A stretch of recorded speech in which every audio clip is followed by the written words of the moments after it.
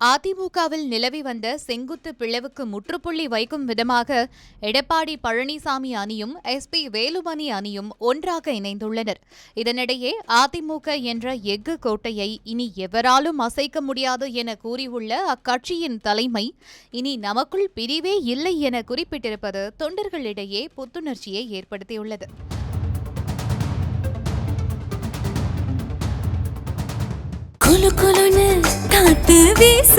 உங்கள் சத்யாவில் குளு குளு ஏசி ஆஃபர்.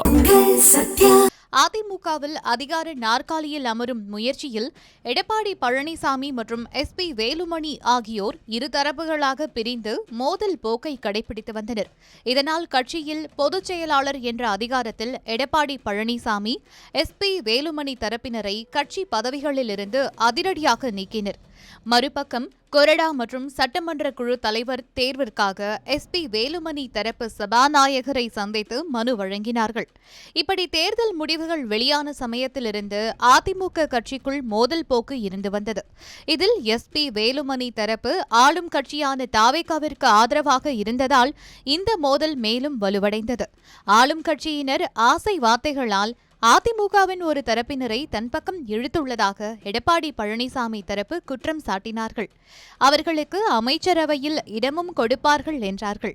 ஆனால் தாவேக அமைச்சரவையில் அதிமுக எஸ்பி வேலுமணி தரப்பிற்கு இடம் வழங்கப்படவில்லை.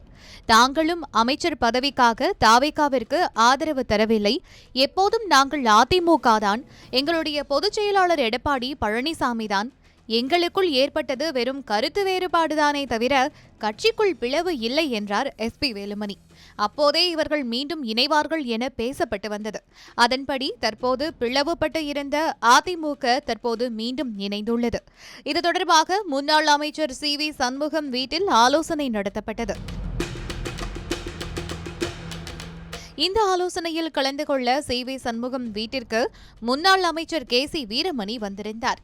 அப்போது பேசிய அவர், நாங்கள் தற்போது மீண்டும் ஒன்றாகிவிட்டோம் என்று தெரிவித்தார். இதன் மூலம் அவர்கள் மோதல் போக்கை கைவிட்டு மீண்டும் இணைந்திருப்பது உறுதியானது. இதன் தொடர்ச்சியாக சென்னை பசுமை வழி சாலையில் உள்ள EPS இல்லத்திற்கு வருகை தந்த எஸ்பி வேலுமணி தரப்பு MLAக்கள் மீண்டும் ஒரே அணியாக இணக்கமாகியுள்ளார்கள். இதனிடையே கோடான கோடி தொண்டர்களின் தியாகத்தால் வளர்ந்த இந்த எஃகு கோட்டையை இனி எவராலும் அசைக்க முடியாது. இனி நமக்குள் பிரிவே இல்லை.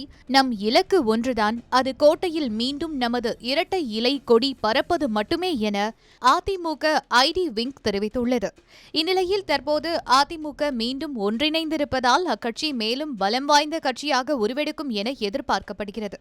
கட்சியின் கொறடா மற்றும் சட்டமன்ற குழு தலைவர்களை தேர்ந்தெடுப்பதில் மிக முக்கிய சிக்கல் நிலவி வந்தது. தற்போது அந்த சிக்கல் எல்லாம் சுமூகமாக நீங்கும் என கூறப்படும் நிலையில் இருதரப்பும் தற்போது சமரசமாக செல்வது அக்கட்சியின் தொண்டர்களுக்கும் ஆதரவாளர்களுக்கும் நிம்மதியை கொடுத்திருக்கும் என்பதில் எந்த ஒரு மாற்று கருத்தும் இல்லை.